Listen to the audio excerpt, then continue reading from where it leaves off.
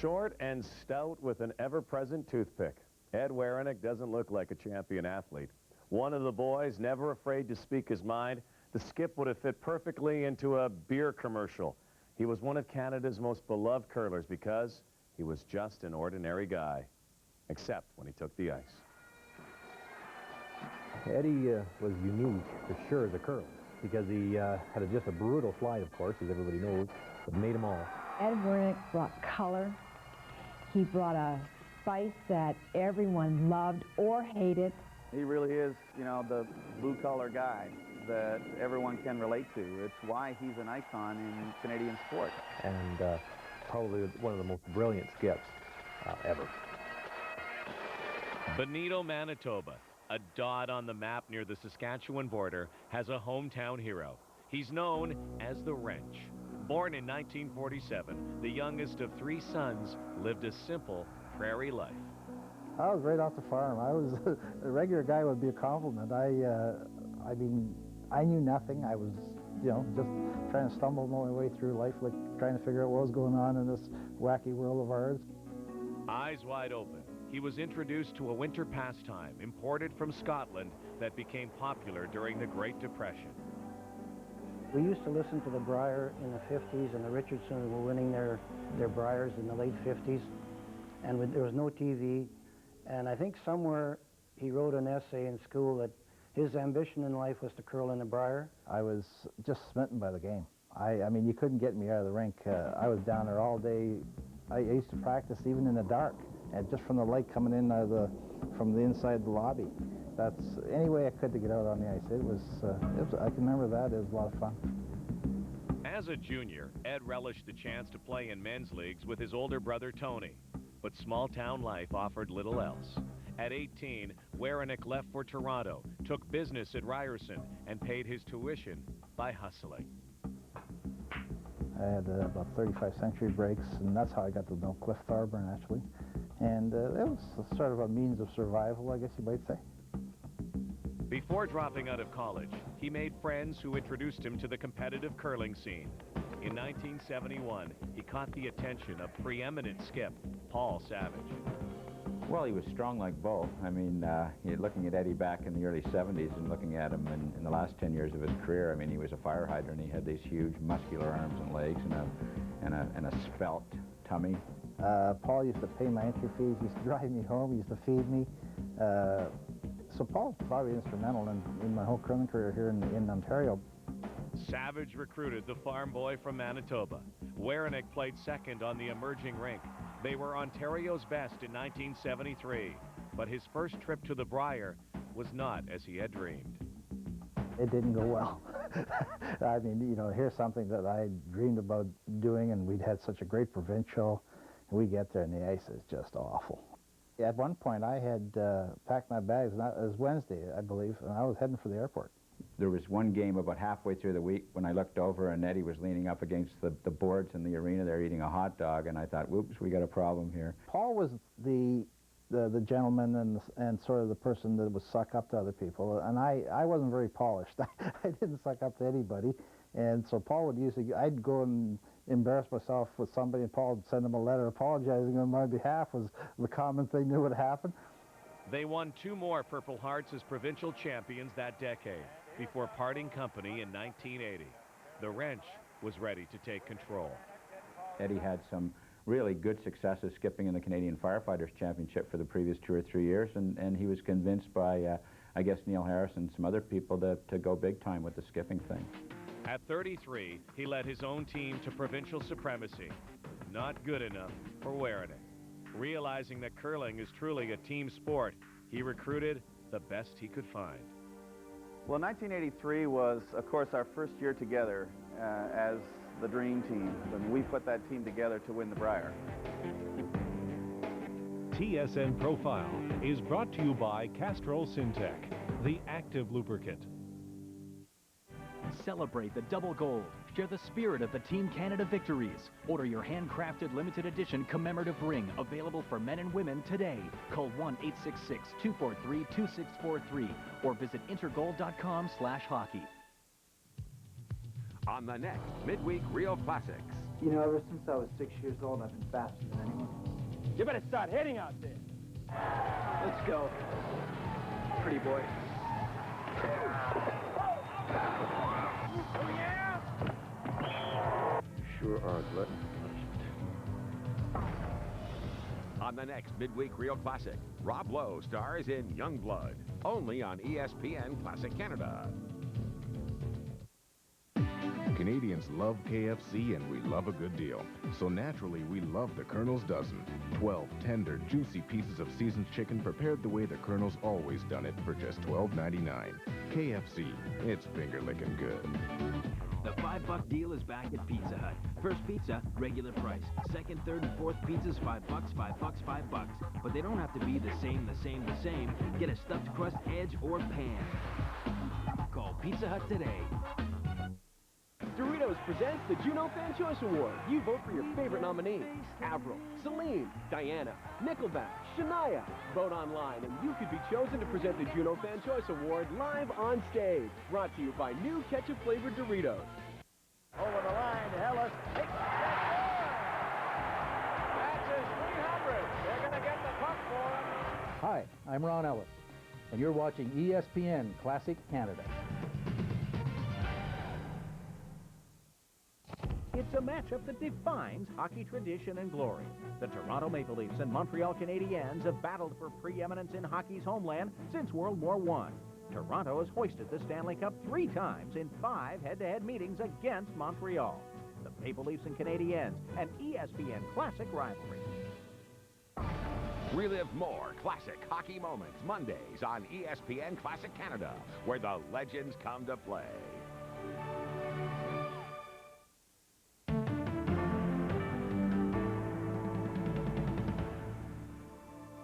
By 1982, Ed Werenich was curling with friend and fellow brother-in-arm Neil Harrison.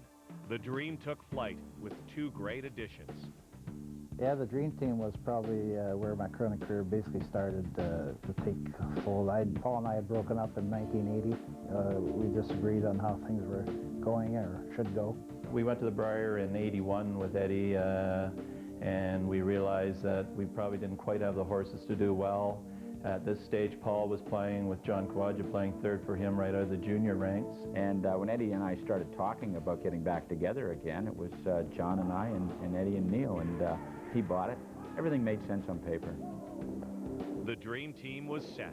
Werenich, Savage now throwing third rocks, junior champion John Kawaja, and Harrison, the best lead in curling. There weren't a whole lot of teams that had 4 really good, solid players on the team. It was typically, you know, the skip and third would have some talent, and the second and lead were kind of plumbers. And no one was quite sure that we were going to be able to get along. Well, I always remember that Paul and Eddie are an interesting combination together, and they're always nattering back and forth to each other, and you never knew when it was serious and when it wasn't. You started on the edge of the button. Did you see me a lot less ice there than what you're giving them? You know, did you see the ice he had? With high expectations, the team bombed in their first bonspiel in Ottawa. Week 2 in Vernon, BC was different. Victory had earned them 4 cars and a lot of good times. What we did is we got one of the sports guys at the radio station to put an ad on there that we had 4 cars for sale. If they wanted to buy one, just come down a strip joint called the Village Grade. I'll never forget it. Come on down. We'd be sitting there, and we managed to sell all the cars and had a great time doing it. It was great fun. That was a great way to start that team off. Team Werenich won 9 out of every 10 games played that season. They entered the '83 Brier in Sudbury full of confidence. I really felt that this was the first time Eddie went into a Brier believing that he could win.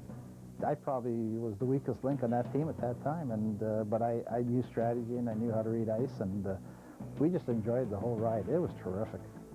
The wrench proved his mettle under fire in the semifinal versus BC's Bernie Sparks. It's been described as one of the finest displays of shot making in Brier history. No, he's got a great shot at double. What a great shot! Oh, I can't believe that! What a great shot by Eddie Werenich! The dream team turned out to be a prophetic label. They defeated Alberta's Ed Lukowich 7-3 to be known as national champions. We were live on CBC television, and I know that 2 seconds after our celebration started and our hugging and congratulations, they whisked Eddie off to the microphone to interview him for CBC. So he didn't even have time to think about it. And he's trying to control himself and act calm, but you could see from the look on his face, he was just bubbling inside. I always wanted to be there, you know, at the show and win, and we had succeeded. I remember that was a bone-chilling experience. The Labatt tankard was graciously accepted by the Werenich rink as Canada's best that year, but their season wasn't over. The description I like is to win the Brier is the world's biggest thrill in curling, and then to win the Silver Broom is the biggest relief. It's like a baseball player wanting to win the World Series and winning the World Series and then finding out he has to go and play the team, the champion from Japan. You get so fired up for your own national championship, and then you're not quite done yet. You got to win one more event just so you don't have to run around and apologize the rest of your life for failure. Unlike the Brier, competition was weak for Team Canada. Werenich competed in front of a hometown crowd only hours from his birthplace, a perfect setting to capture the world. The proudest moment was when they were playing O Canada, when they were presenting the Silver Broom to Ed. I stood there and the tears just came down. You couldn't stop them. And the lady behind me said, "Go ahead and cry, there's no shame." The victory, however, came with added pressure. One round-robin game in particular made headlines that week. Werenich was labeled the enforcer. In the game against Sweden, Eddie got into a little bit of a discussion with the other team because they were using some dirty corn brooms. But when I went down the ice as I was cleaning the ice, the ice was just littered with debris. And as he's heading by Hazelberg, who actually threw skip rocks but swept, he started to clap at Eddie.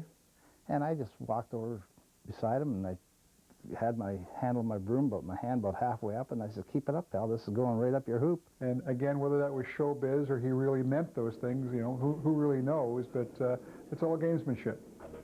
The wrench was also anti-establishment, a constant thorn in the side of curling's governing bodies. He was constantly vocal on the subject of Canada's national championship and how it was run. It would have been nice to see him push even a little bit harder yet.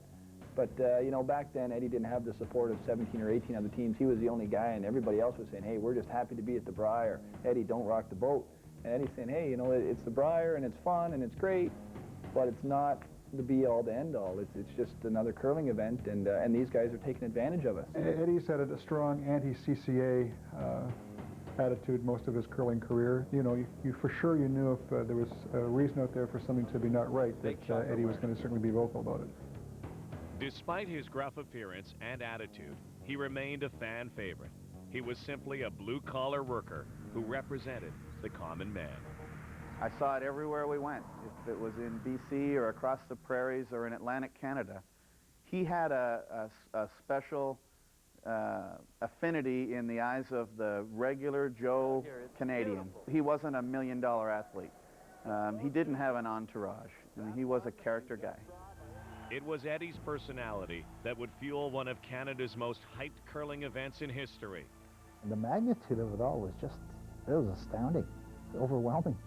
But it was Eddie's physique that caused an Olympic uproar. You'd make a better deal with the devil than you could with this thing.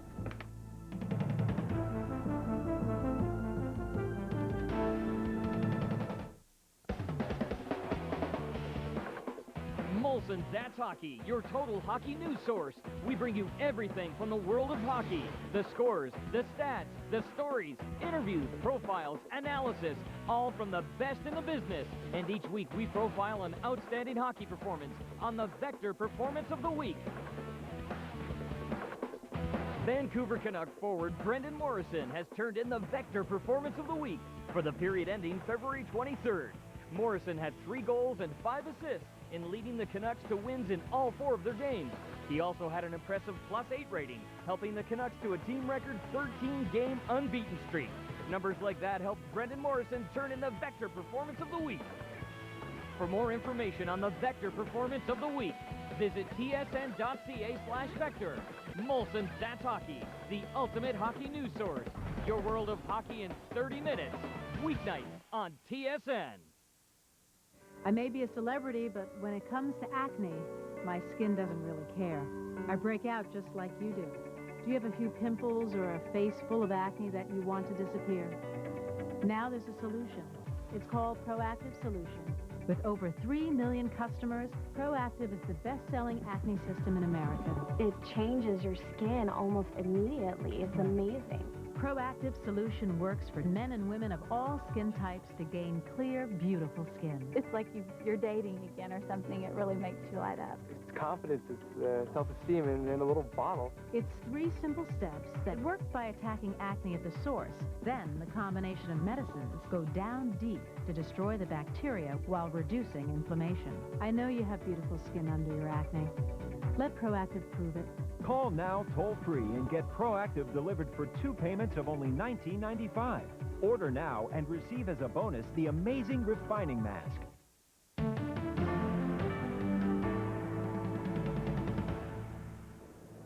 The Dream Team returned to the big show in 1984. Their goal was to become the first team to win back-to-back titles since Don Duguid's 1971 rink. And they came awfully close, upset in the final. It was their last Brier appearance together.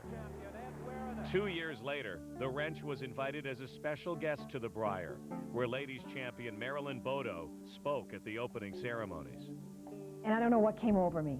I just said, grabbed the mic and said, Listen, we'll challenge the Labatt Brier player. We'll play him anytime, any place. You know, you just name the date, we'll be there. And look who showed up. I just said, well, if you want to play somebody, we'll play you. And so the challenge just was issued. If we win the toss, I think, I really realistically think that if we get ahead, I think we can shut them out. But if they win the toss, I think we'll probably only be maybe 8 or 9-2.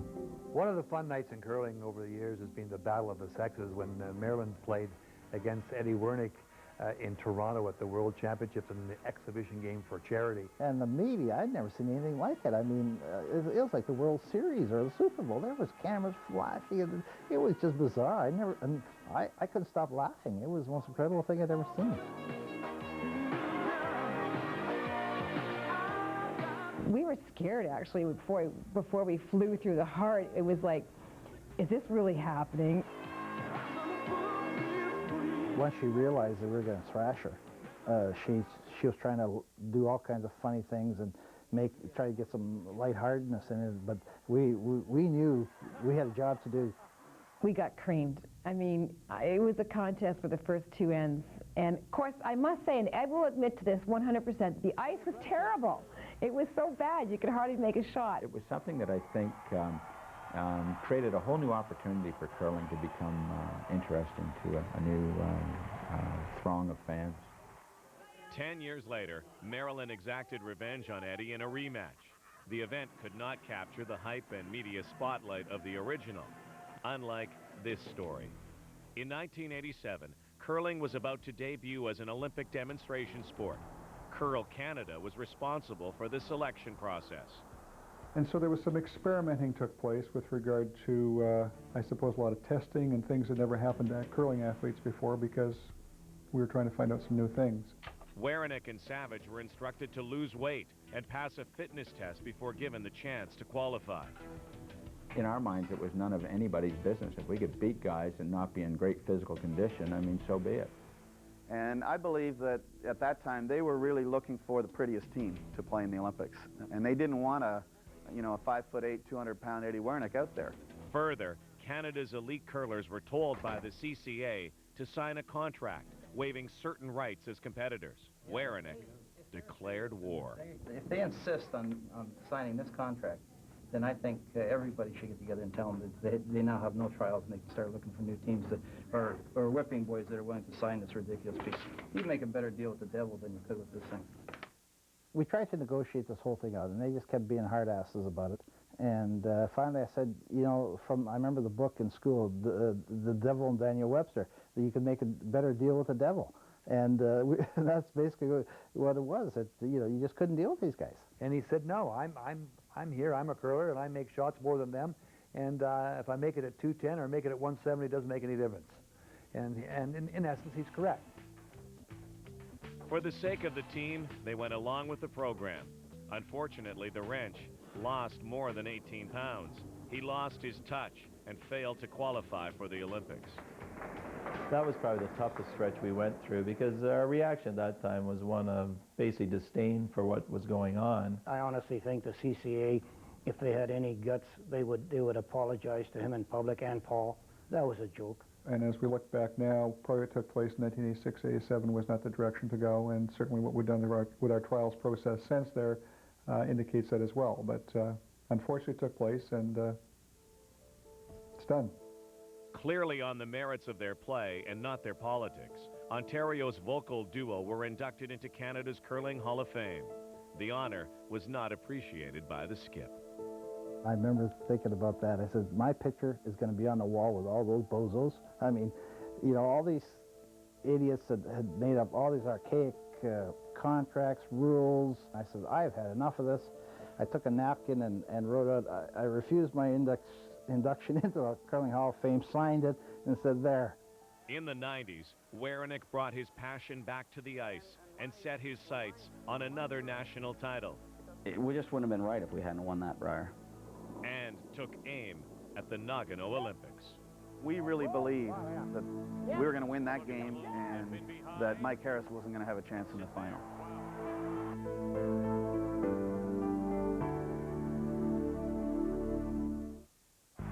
Roy Jones Jr. is arguably the best pound-for-pound fighter in the world. Pound for pound, #1, course I am. After destroying middleweight and light heavyweight contenders, Jr. is making the historic jump to the heavyweight division. Join ESPN Classic Canada to relive some of his greatest matches as we warm you up for his battle with current WBA heavyweight champion John Ruiz. Tune in today, beginning at 3 Eastern, for Roy Jones Jr. Day, only on ESPN Classic Canada. Honey? Yeah? The guys are here to replace the picture window. Oh, I asked them to look at the broken windshield, too. How long have they been doing this?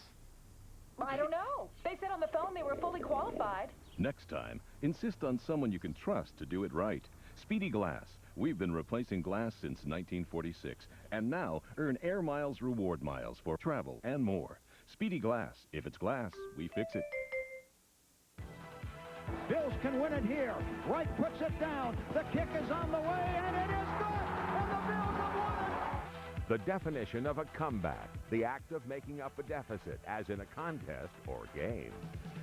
Henderson to the plate with the go-ahead run. 15-14 Toronto. Late inning comebacks, last-second comebacks, heroic comebacks. Comeback Weekend starts Friday, only on ESPN Classic Canada. Doritos presents the Juno Fan Choice Award. You vote for your favorite nominees. Avril, Celine, Diana, Nickelback, Shania. Vote online and you could be chosen to present the Juno Fan Choice Award live on stage. Brought to you by new ketchup-flavored Doritos. And a drive hit deep to center field. It's gone. I'm Candy Maldonado, and you're watching ESPN Classic Canada. TSN Profile is brought to you by Castrol Syntec, the active lubricant.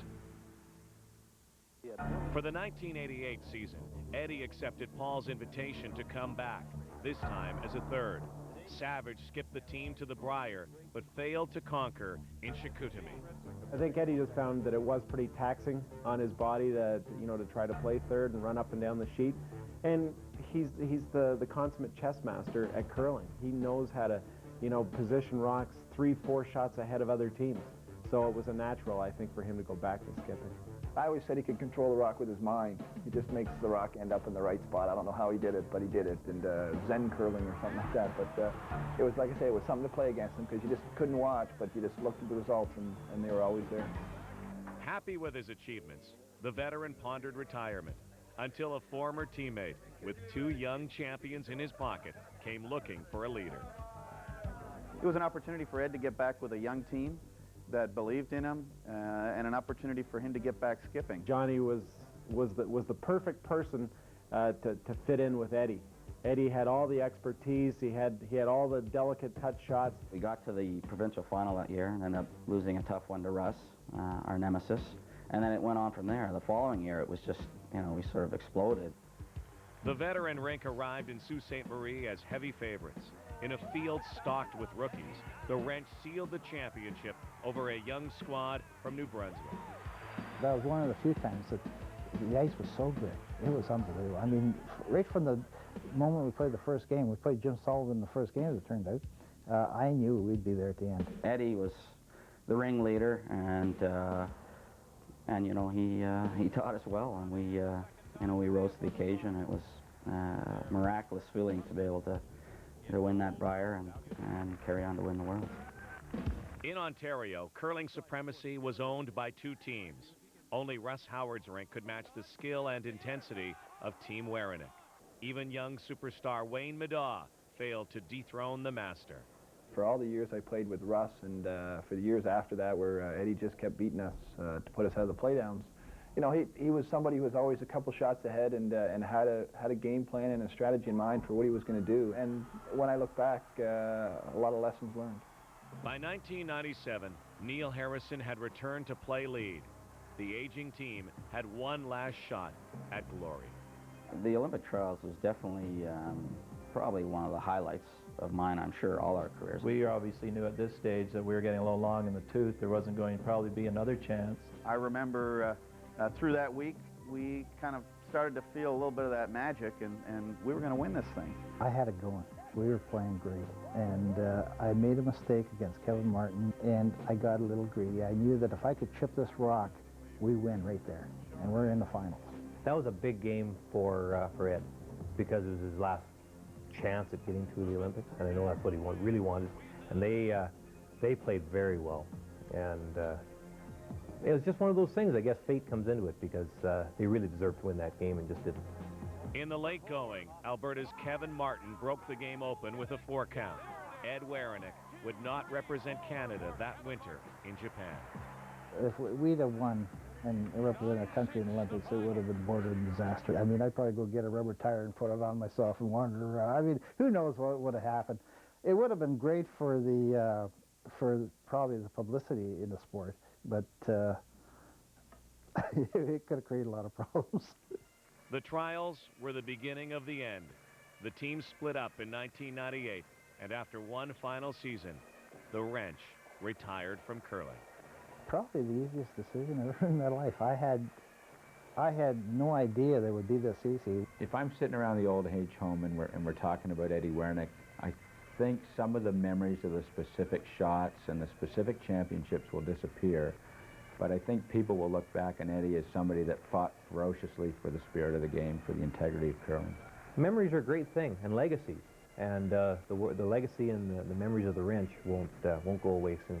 He's amazed me that he was able to keep that killer instinct going as long as he did, well up into his 40s, still having the desire to win and the edge to come out there and put what you have into it to win. And he kept that going probably longer than anyone else has been able to. I don't miss the game at all. Had a lot of great times, great memories. That's the end of it. Ask Ed Werenich about his lasting legacy, and he's apt to speak of his family. He married high school sweetheart Linda and helped raise 2 sons. And before retiring from the game, he fulfilled one last dream. It was in Brockville, Ontario, on the World Curling Tour. The Wrench got his wish to play with his 2 boys, Darren and Ryan, and his nephew Kyle. That day, Team Werenich meant something very special. For Profile, I'm Rod Black.